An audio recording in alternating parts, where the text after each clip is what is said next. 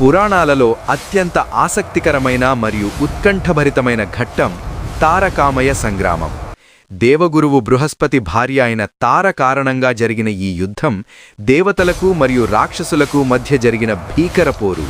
అనాదిగా దేవదానవుల మధ్య ఎన్నో యుద్ధాలు జరిగాయి. కాని ఒక స్త్రీ కోసం, ఆమె మనసు కోసం సాక్షాత్తు దేవగురువు మరియు చంద్రుడి మధ్య జరిగిన యుద్ధమే తారకామయ సంగ్రామం.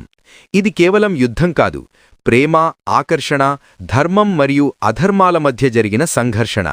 దేవగురువు బృహస్పతి అత్యంత జ్ఞాని, వేదవిద్యా పారంగతుడు. ఆయన భార్య తార. ఆమె పేరుకు తగ్గట్టే ఆకాశంలో నక్షత్రంలా మెరిసిపోయే సౌందర్యరాశి. బృహస్పతి ఎప్పుడూ యజ్ఞయాగాదుల్లో శిష్యులకు పాఠాలు చెప్పడంలో నిమగ్నమై ఉండేవాడు. తారకు భర్తపై గౌరవం ఉన్నా ఆయన తీరికలేనితనం వల్ల ఒంటరితనాన్ని అనుభవించేది. ఆ సమయంలో బృహస్పతి దగ్గర